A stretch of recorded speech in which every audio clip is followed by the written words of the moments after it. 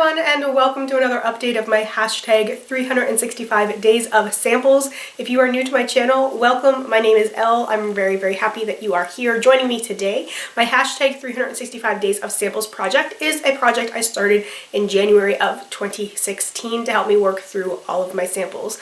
It has changed and morphed a little bit along the way, and it's going to continue to change and morph as time goes on, just based on what my needs are. But I always like to start these project updates by talking about the products that I have finished that I would not purchase the full size of. So let's just get started. So I only have one product that I would not purchase, but I do have three things that I'm decluttering. The product I have finished is the Replica Flying Fragrance.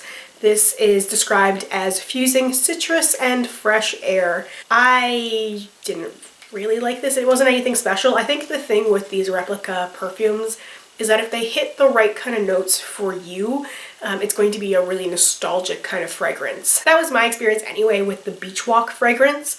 And this one, it smells very pleasant and a very soft citrus scent, but it just didn't make me think of anything special, like flying. I didn't feel happy or necessarily invigorated by this fragrance. It was just a very pleasant citrus scent. So I would not purchase this guy. So I have three products that I'm decluttering for some different reasons. The first one is the Pixi by Petra Mini Brow Trio. It has three different shades that are intended for your eyebrows.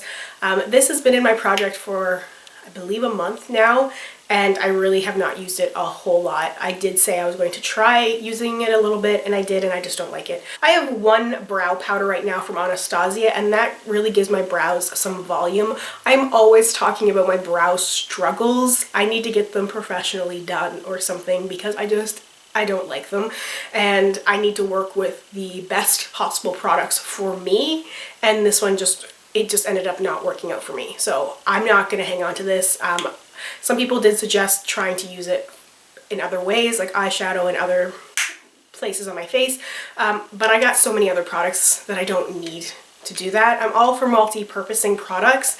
If you have a small collection or you're really trying to downsize, but I just have so much stuff that if I start repurposing everything, I will never get to those actual dedicated products. And I have way too many eyeshadows to try and repurpose a brow powder, so I am going to declutter this. The next thing I am decluttering is from Ole Henriksen. This is the Invigorating Night Treatment Overnight Resurfacer. This broke me out.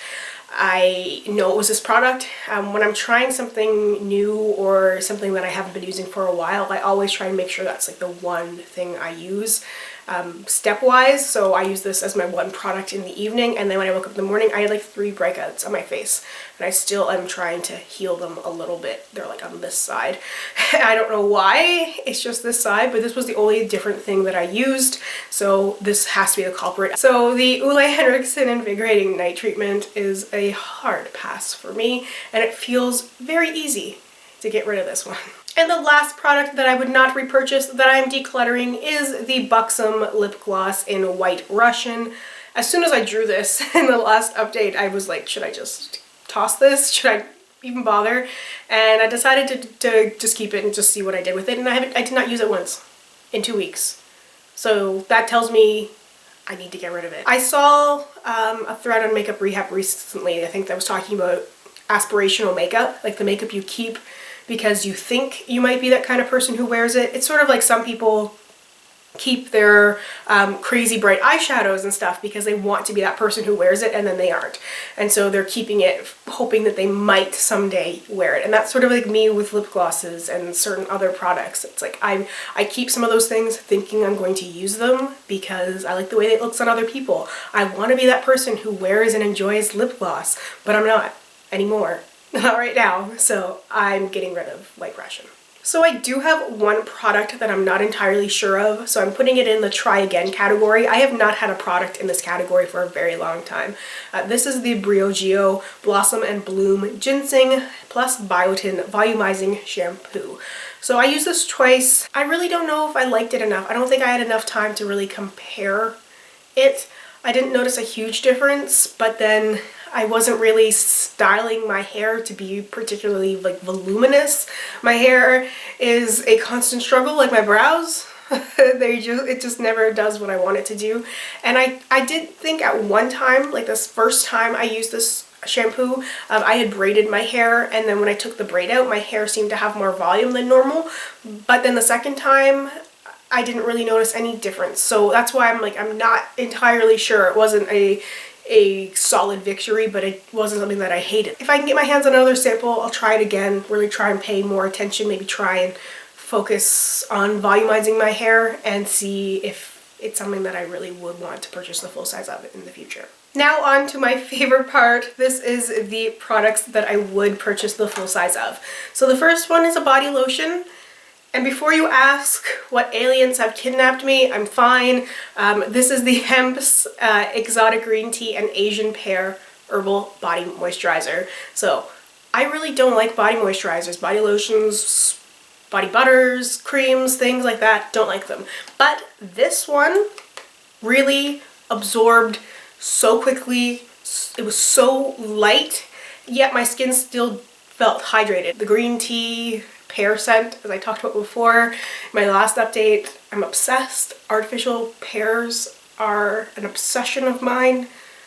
I know. If I ever feel the need to buy a body lotion, this is the one I would go for. Now, I'm not saying I'm going to, I'm just saying that I would. So that's the difference there. This is not like a top priority on my wish list. It's just something that in the future, if I find that I have a little bit of dry skin, that I need a body lotion, this is the one that I would buy. The second product that I would purchase the full size of should come as no surprise. This is a repeat sample. I actually sought out another sample of this product. This is from Lancome. This is the Ion Correction Advanced Multi-Correcting Eye Balm. I love this stuff. Obsessed. This is #1 on my Sephora wish list. It's the best eye cream I've ever used, hands down. It's a balm, which I think is the perfect texture for me. It just absorbs like that underneath my eyes, and my eyes are so hydrated. It's really been helping smooth out my under eye area more, and it's really been battling some of my dark circles, which can be pretty extreme, and they've been so much better lately. Even though I haven't even been getting as much sleep, I just noticed that they are better. I don't have to use my under eye corrector as much because my dark circles just look better, and this is, I'm crediting this.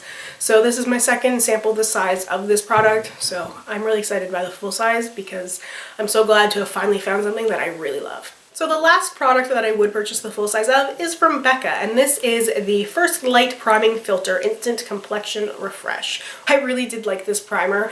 I've seen this primer on a lot of people's hate lists.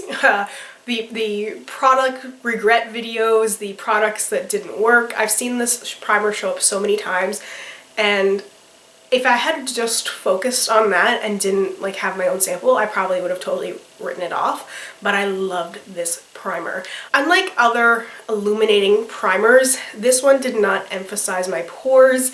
It wasn't greasy or slippery, and there's no glitter in it. The consistency reminded me a lot of the Laura Mercier primer I used earlier this year, the anti-blemish one. I forget the exact name of it, but it was something like that. It reminded me of that. So I got a last little tiny bit out of this, and I used this today on my skin. And I just find that when I use it, like my skin just looks glowing. Like I put my foundation and my highlight and everything on top of it, but I still feel like my skin looks really good. I just really like how lit from within this primer made my skin look. It just did not look unnatural. It just made my skin look so much better. And I've been struggling still with various types of illnesses. So it's nice to be able to have a product like this that would just bring life back into my skin. And I actually have 3 products that I'm pulling out of this challenge but still keeping. This is what I mean by the challenge is constantly changing. I did decide a little while ago that I was going to do this. If there was products like this, which is a blush that has a lot of product in here, I'm not realistically going to be finishing it anytime soon. So it doesn't make sense to have it in this project. Plus, some of these things I don't mind having and I want to use, and I don't necessarily want to use up. So that's a difference as well. So I'm treating this project more like a trial thing. It's helping me go through all the stuff that I do have, because I have so much deluxe sized makeup that it's really hard to put everything to the test, and that's what this challenge is helping me do. So the NARS blush in Ghoulie I did use a couple of times over the last couple of weeks, and I'm deciding to pull it out to keep because I do like it. It's not my usual kind of blush, which is why I think I was a little thrown by it, but I've been into blush that has a little bit more shimmer in it recently, which is something that I was totally against. I was all about matte blushes, but now that I've been wearing a lot more highlight, I like a blush that's a little bit more shimmery. It's just been a preference right now. So this is something that I do like. I'm not getting a whole lot of use out of it because I have other blushes in my project pans, so I feel like I will get use out of this at some other point. I do think it's a really nice fall kind of color because it's that deeper shade of rose, and I do think it's really flattering. So I do still hate the packaging. The little mirror is so stupid, but I get it's cute. It's cute. I'm not keeping it because of the packaging. I do like the shade of the blush, and I think I'll use it more in the fall. I'm also pulling out my Josie Maran Argan Enlightenment Illuminizing Veil. This one I used a few times as well. Someone told me a long time ago now in the comments of one of my videos, because I said I didn't like it as a highlight because it just didn't do anything. They said to use it as an all-over face powder. I like using it that way as like an all-over setting powder. It's what I did today because I was wearing a more luminizing foundation. It doesn't have glitter in it, and it's just a slight hint warmer than my skin tone, so I just find that it just helps brighten everything up. And this is a product that I will probably pan at some point in the future. And the last product that I'm pulling out is the Philosophy Renewed Hope in a Jar Moisturizer, because I just have not been using this very much. I've used this a little bit in the last few days because my face was a little crazy, and this is sort of the break glass in case of emergency moisturizers I've talked about with Philosophy. It's just so reliable. The Hope in a Jar moisturizer, the original and this one, just seem to work really well with my skin. But I find that if I use it consistently, it loses kind of some of its magic. So I like to save it for those occasions when my skin really needs it. And I've been using a lot more face oils recently because my skin was so dry, and it's starting to regain its normal combo balance. So I'm going to pull this out because I will use this when I need it. I'm not actively trying to finish this. This is not a project that I'm trying to push out of my collection, my stash, my whatever you want to call it. This is a product that I want to have and use when I need it. So I'm left with only 3 products now. It feels a little weird to only have 3 left, but that's it. So the first one is the Algenist Pressed Serum. I was using this a little bit consistently. Like I said, I was going to try it for science, and I did. And I did notice that if I used it more days in a row, I liked it. It really seemed to be making a difference in my skin. And then I decided to try the Olay, and that screwed my skin up. So I haven't been using this. So you really don't need a whole lot of product with this either, because it is pressed. So a little bit goes a long way. So I might be working on this for a while, but I am still working on it. Next is the 3D Filler Mask from Dr. Brandt. Again, you don't really need a whole lot of product with this stuff, which is why it's probably going to take me a while to use, but that's fine. I really like this. I don't think I have a whole lot of fine lines and wrinkles and stuff. You guys might be able to tell me differently, but I don't feel like my skin is in that bad condition. But I like to use these kind of products, and I like to try and be preventative, so I've been following, it says like to use it with upward motions, and I've been trying to do that, and I feel like it makes a difference in my skin. I feel like my skin looks better when I use these kind of products. And the last thing is the ModelCo highlighter trio. Well, I'm only using one of the shades. As I mentioned a few times before, I'm not using the bronze shade or the peach shade because they're too dark for me, but I am using this light shade right here on the bottom. It's called Champagne. Very light white pearlescent sort of highlight. It's pretty, you know, it's pretty. I use it underneath whatever powder I'm using to try and go through it, and there's definitely a dip forming in the pan.